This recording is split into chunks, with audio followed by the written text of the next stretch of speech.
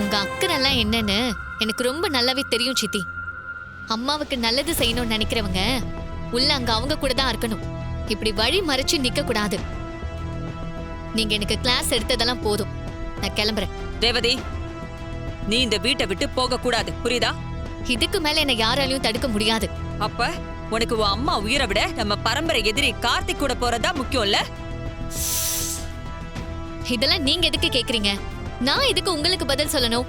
என்ன பத்தியும் என் வாழ்க்கைய பத்தியும் யோசிக்காதவங்க எனக்கு தேவையில்லை. அது யாரா இருந்தாலும் சரி, போதுமா? உன்னை பத்தி யோசிக்காம தான் உன்னை பெத்து வளர்த்து உன் அம்மா உன்னை படிக்க வச்சாளா?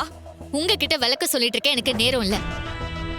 பெத்த கடமைக்கு ஒரு மகளா நான் என்ன செய்யணுமோ அதை செஞ்சுட்டேன். இப்போ எனக்காக இவ்ளோ நல்லா காத்திருந்த என் மாமா கூட இருக்க போறேன். இதுல தப்பு சொல்றதுக்கு இங்க யாருக்கும் எந்த உரிமையும் இல்ல. யாருக்கும் உரிமை இல்லையா? ஏன் இல்ல? எங்களுக்கு இல்லாத உரிமை இப்ப வந்த கார்த்திக்கு எப்படி வந்துச்சு சொல்லு. உன்னை இப்படியே விட்டா சரியா வராது. நீ அந்த கார்த்திய பார்க்க கூடாது. உள்ளவா சித்தி, இது எனக்கும் என் அம்மாக்கும் நடுவுல நடக்கிற பிரச்சனை. இதுல நீங்க மூக்க நுழைச்சு இன்னும் வம்ப வளர்க்காதீங்க. முதல்ல கையை விடுங்க. விடுங்கன்னு சொல்றேன்ல. முடியாது ரேவதி. நீ வீட்டுக்குள்ள வந்து நடந்தது எல்லாத்துக்கும் உன் அம்மா கால்ல விழுந்து மன்னிப்பு கேட்கணும். வா. முடியாது. கையை விடுங்க. உள்ள வா. சித்தி, கையை விடுங்க. கையை விடுங்க.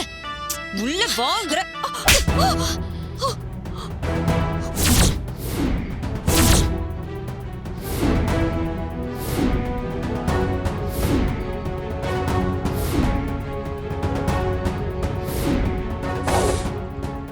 ஏற்கனவே நடந்த விஷயங்கள்ல என் அம்மா மேலே எனக்கு மரியாதை இல்லாம போயிட்டு இருக்கு.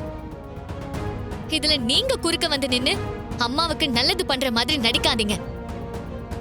நான் கார்த்தி மாமா வீட்டுக்கு போறது உறுதி. இதை யாராலையும் தடுக்க முடியாது.